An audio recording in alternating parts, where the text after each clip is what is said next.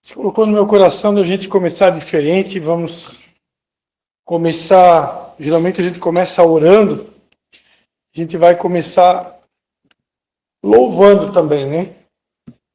Tem uma passagem na Bíblia que é bem conhecida, né? Que fala sobre Paulo e Silas, né? Que perto da meia-noite eles oravam e adoravam, né? E porque oravam e adoravam, Deus operou um grande terremoto, né? E eu não sei, quem sabe está começando o ano e alguém aqui também está precisando de um verdadeiro terremoto, né?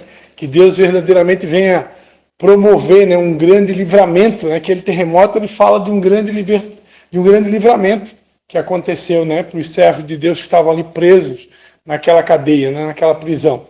Então, quem sabe, assim como Paulo e Silas, né, alguém aqui está começando o ano e está precisando também de um grande livramento. Então, eu creio que com as nossas orações e com o louvor, nós conquistamos esses livramentos da parte de Deus. Amém? Eu quero começar adorando a Deus com essa canção que diz assim, tá? Ouvi o meu Senhor bater na porta e o meu coração queimou. Ouvi o meu Senhor bater na porta e meu coração queimou. Eu não vou parar, gastarei minha vida aos teus pés.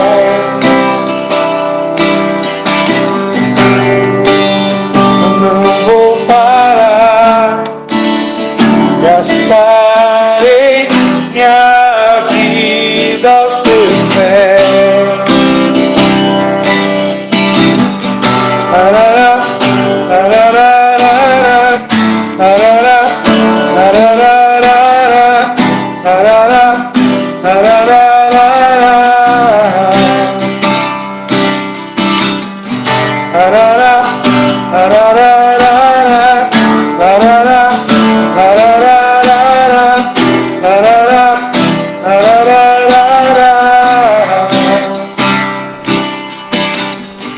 tenho fogo cerrado no meu peito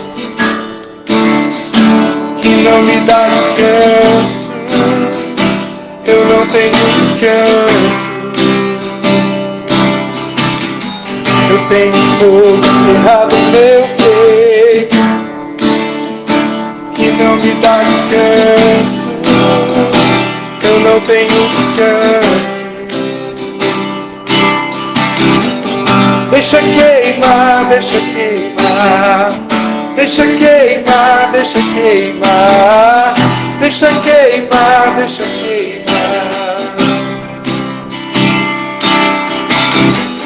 Deixa queimar, deixa queimar, deixa queimar, deixa queimar, deixa queimar, deixa queimar.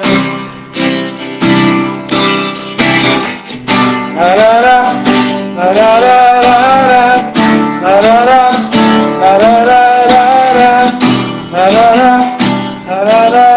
arará.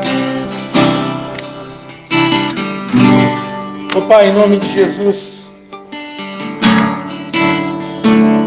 nós falamos na letra dessa canção que nós não temos descanso, mas na verdade o Senhor tem nesse tempo proporcionado um tempo de descanso a todos nós, Pai. Nós queremos declarar a nossa gratidão. Queremos te agradecer, Pai, por esse período de descanso. Como diz aquela letra da canção daquela pastora Ludmila Feber, o escape, o descanso, a cura, a recompensa vem sem demora. É verdade a letra dessa música, Senhor. O Senhor verdadeiramente nesse final de ano proporcionou um tempo de renovo, um tempo de descanso para todos nós, no qual nós somos gratos, Pai, porque sabemos das nossas limitações, das nossas fragilidades humanas, do cansaço, do desgaste do nosso corpo, das nossas emoções, Quão importante é esse tempo de descanso, quão importante esse tempo de refrigério, de fortalecimento. Mas agora, Senhor, nós precisamos avançar. Nós precisamos continuar. Por isso nós te pedimos, Espírito Santo de Deus, vem fortalecendo cada um aqui na força do teu poder. Vem renovando as nossas forças, o nosso ânimo, a nossa garra, o nosso entusiasmo, a nossa paixão por ti, o nosso desejo de aprender mais, Pai. Tua palavra diz, Pai, que quem não se tornar como uma criança, de maneira alguma pode herdar o reino dos céus. Por isso nós te pedimos, faz de cada um de nós como uma criança, totalmente desejosa, ansiosa de aprender, de conhecer, de saber mais dos teus mistérios, da tua palavra, Senhor. Dá-nos esse coração de criança, esse coração ensinável, e atrai os nossos ouvidos, atrai a nossa atenção para ti, Pai. E em nossos lábios põe as tuas palavras de vida eterna, Senhor. E usa-nos com graça, unção e autoridade, e ousadia para transmitir a tua palavra, Senhor. O teu conhecimento, em nome de Jesus. É a nossa oração.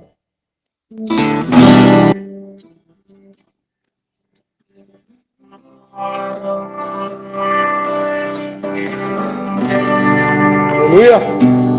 Vou dar uma pausa a Jesus. Pode se sentar, amém? É algo que Deus colocou no meu coração, né? De começar adorando. Quem sabe nas outras aulas também vai ser assim, não sei. Mas ano passado eu tive a oportunidade de me formar em 2 escolas, né? Eu me formei numa escola que eu fiz lá na cidade de Brusque, na Igreja Nação Forte. Eu me formei numa escola chamada Escola do Sacerdócio Real. Foram praticamente assim um semestre, o segundo semestre, né?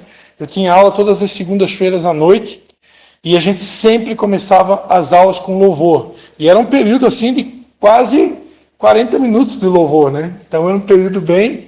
As aulas começavam, não me lembro agora se era 7h30 ou 8 horas, mas a gente ia até às 10 da noite, toda segunda-feira. E como é bom começar a aula com louvor, né? Parece que é diferente, né? Claro, a gente só fez aqui um pedacinho de uma música, mas o louvor, assim como é no culto, né? Ele tem um poder, né? Um poder de atrair a presença de Deus, de mudar a atmosfera.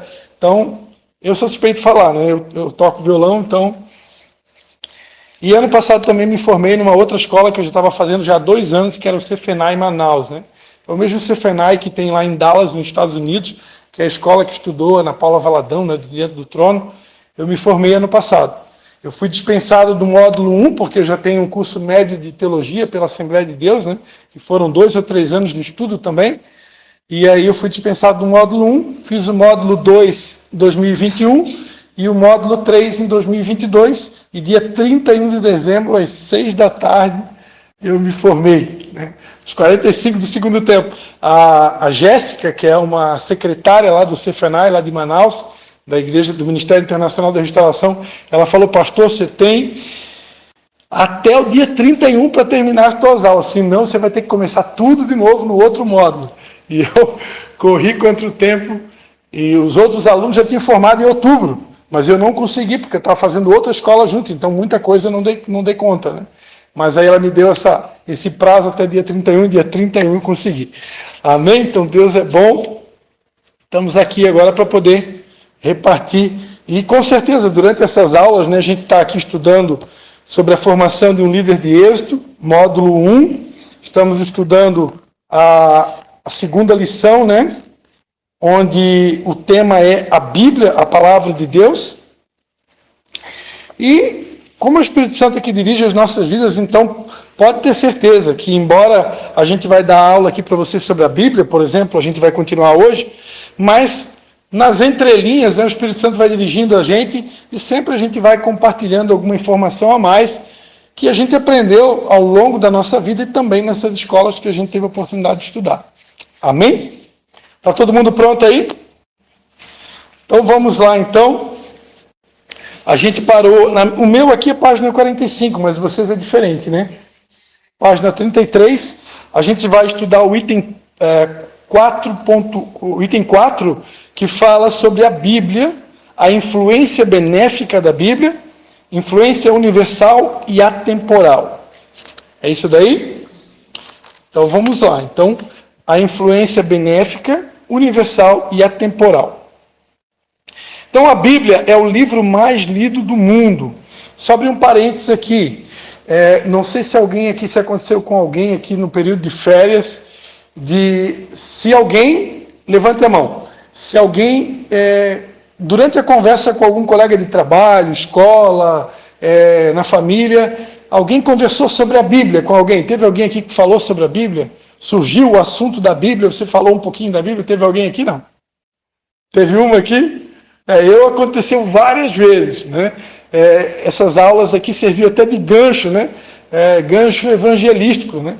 Eu comecei a conversar com algumas pessoas que eu estava evangelizando e já logo caiu no assunto da Bíblia, né? E aí, essas aulas aqui, apesar da gente estar só no comecinho, né? Mas o Espírito Santo vai lembrando, serviram de gancho, né? Para o evangelismo. Então, fica aí uma dica aí também, né? Às vezes a gente não sabe nem que assunto usar para poder evangelizar alguém, para poder convidar alguém para a célula, né? Ou para ir num culto, né? Então, que assunto maravilhoso, né? Perguntar para a pessoa, você conhece a Bíblia? Você tem uma Bíblia em casa? Você já estuda a Bíblia? E geralmente você vai ouvir muita gente responder que não, né? Porque na nossa região é uma região que predomina, né? É muito predominante a Igreja Católica, né? Romana, e talvez hoje mudou, né? Mas na minha época, no meu tempo de católico, nós tínhamos a Bíblia em casa só para enfeite. Geralmente usava em época de gincana, para responder perguntas da gincana, mas quase ninguém conhecia, né?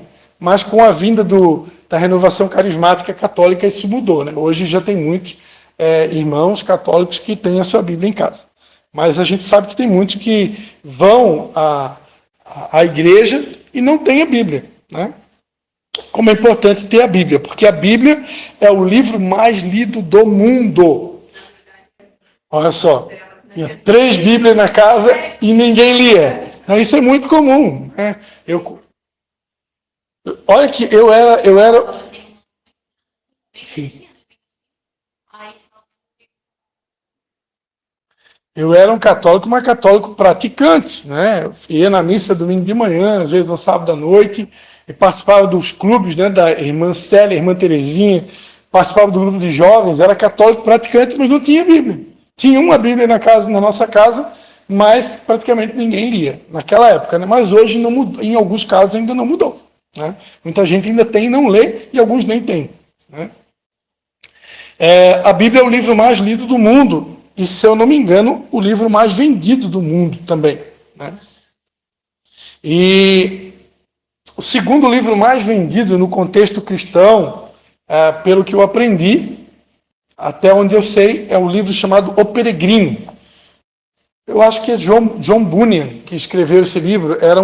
Era um pregador do evangelho muito conhecido, como foi Spurgeon, Finney, Wesley, né? Pregadores como Martinho Lutero, que se destacaram. Esse John Bunyan também se destacou muito na sua geração, e ele escreveu esse livro, que hoje foi transformado em filme. Quem não assistiu o filme ainda, O Peregrino, eu recomendo que assista, bem, bem bacana, baseado na história do livro, né?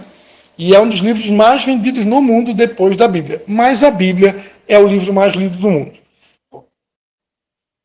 Oi? Está lendo O Peregrino? Olha só, que tremendo. Nem sabia. O Peregrino tem um filme. Quem não viu, bem interessante, bem bacana, tá?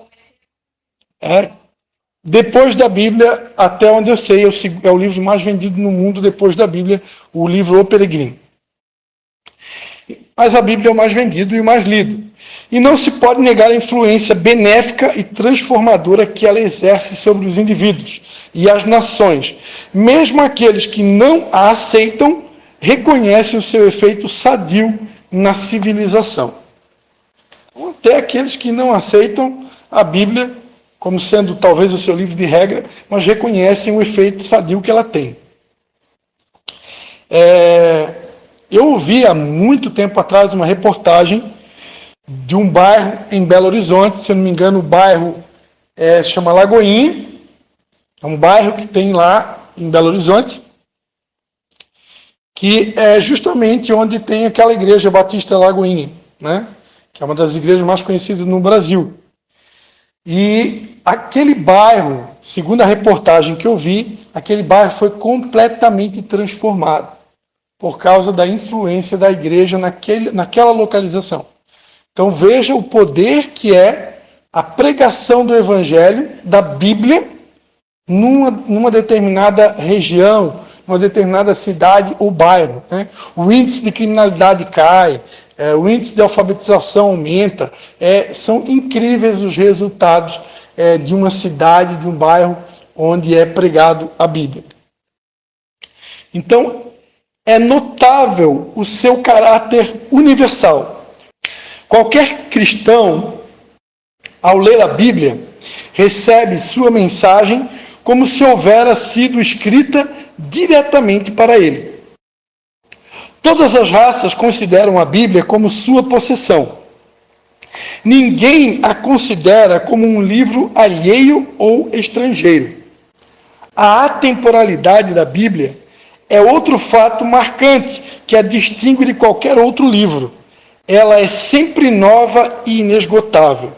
Ou seja, você vai ver livros que foram escritos, né, há mais de 2, 3 mil anos, que você lê hoje, como o livro de Gênesis, né, por exemplo, você lê hoje como sendo uma notícia quentinha, uma notícia fresquinha da hora. Né? Principalmente quando o pregador ele é usado pelo Espírito Santo. O poder do Espírito Santo ele tem essa graça, né, de pegar um texto que foi escrito há 3, 4 mil anos atrás e transformar ele numa notícia quentinha, como se fosse algo para aquele momento, para o dia de hoje. A Bíblia tem esse poder, ela é atemporal. É o livro mais antigo do mundo e, ao mesmo tempo, o mais moderno. Em mais de 20 séculos, o homem não pôde melhorá-la. Teve um pregador aí conhecido do Brasil, né, que soltou uma frase aí que ficou conhecida na internet, que a Bíblia precisava ser atualizada, né? E essa pessoa, infelizmente, foi bombardeada por inúmeros cristãos e pregadores da nossa nação, e com toda a razão, né? Porque nossa mente precisa ser atualizada sempre, né? A palavra de Deus diz, Romanos 12, 2, né? Rogo-vos, pois, irmãos, que apresentei os vossos corpos como sacrifício vivo, santo e agradável a Deus, que é o vosso culto racional, e não vos conformeis com este mundo ou com este século, mas transformai-vos pela renovação da vossa mente.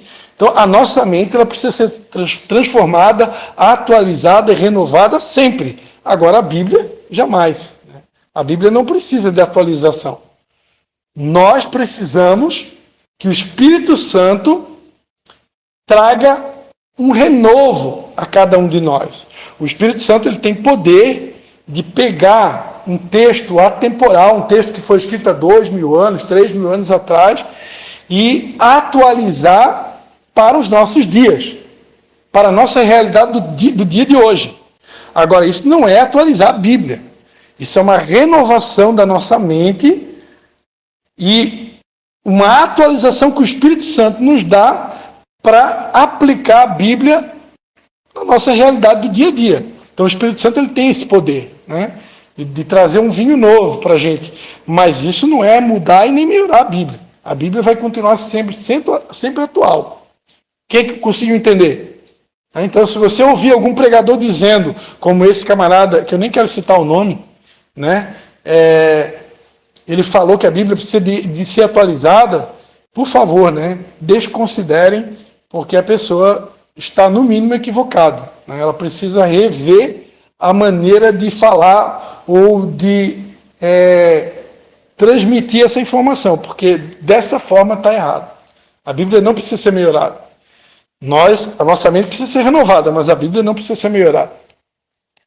É o único livro que é lido seguidas vezes, sem que se perca por ele o interesse, independentemente da idade do leitor. Então, se eu sou uma pessoa apaixonada por Jesus, eu sou alguém que mantenho a minha vida de devocional, de intimidade com Deus diariamente no altar de Deus, é impossível que eu não me apaixone pela Bíblia.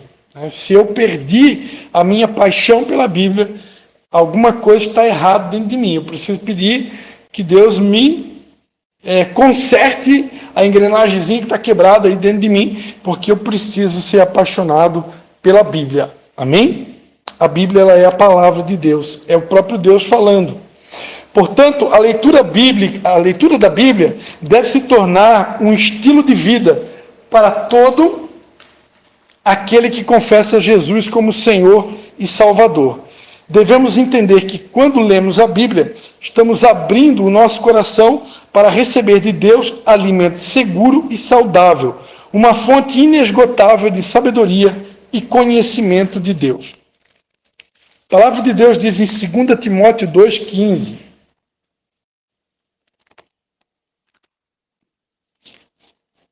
Segunda carta de Timóteo, capítulo 2, versículo 15. Procura apresentar-te a Deus aprovado, como obreiro que não tem que se vergonhar e que maneja bem a palavra da verdade.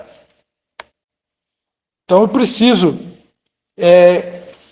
conhecer cada vez mais a palavra de Deus, para que quando eu tiver uma oportunidade no meu dia a dia de usar essa palavra, eu preciso estar afiado, eu preciso estar com ela na ponta da minha boca, né? Na ponta da minha língua, como Deus falou para Josué, né?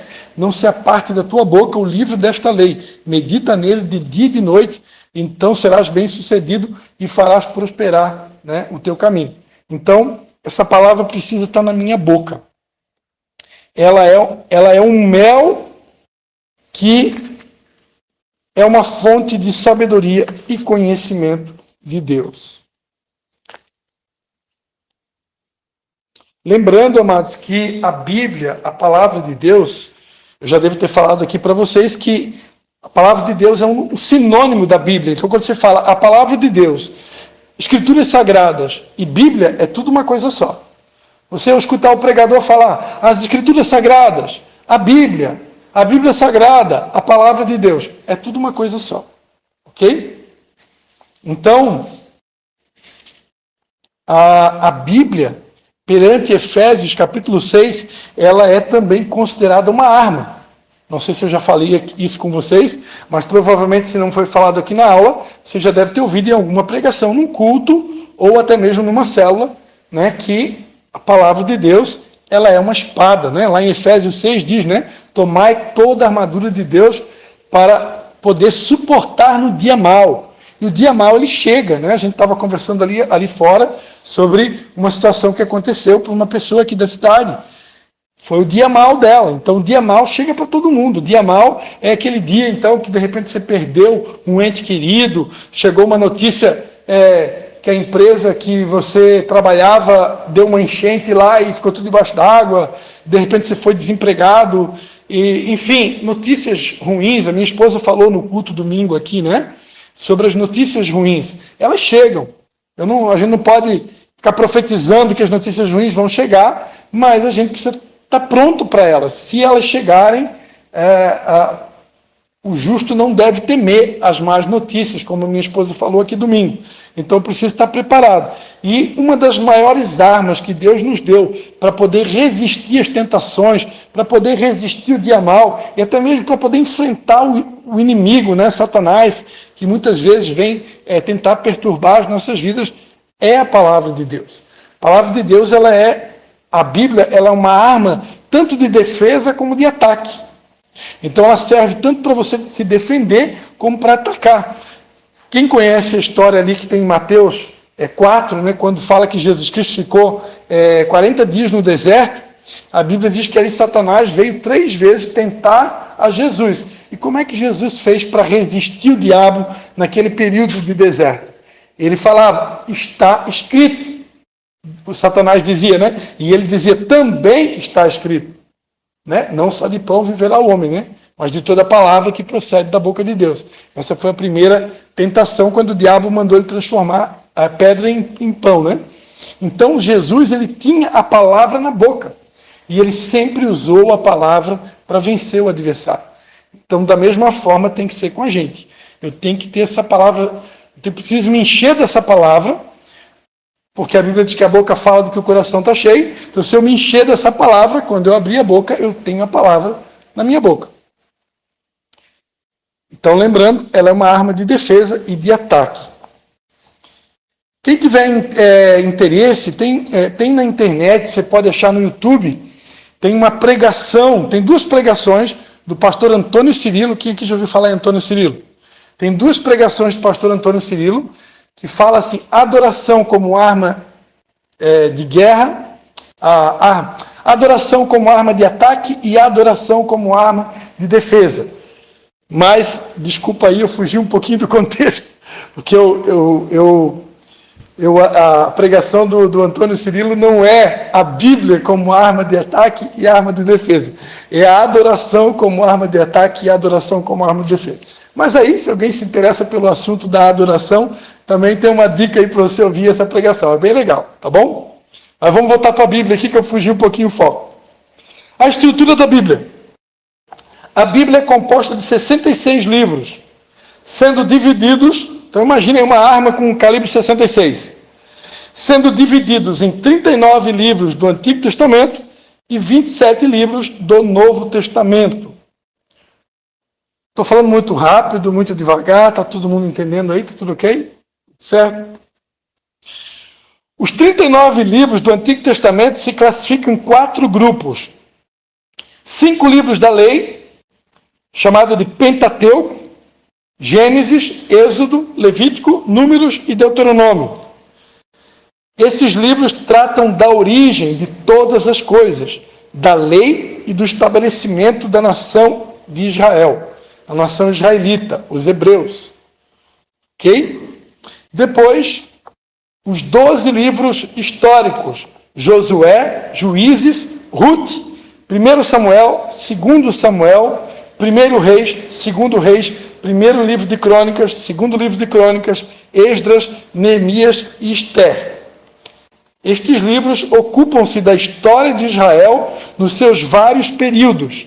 A teocracia, sobre os juízes, o período dos juízes, a monarquia, o período do reinado, sobre Saul, Davi e Salomão, depois a divisão do reino, reino do sul, reino do norte, o cativeiro, período do cativeiro, contendo o relato dos reinos de Judá e Israel, este sendo levado para a Síria, Judá para a Babilônia.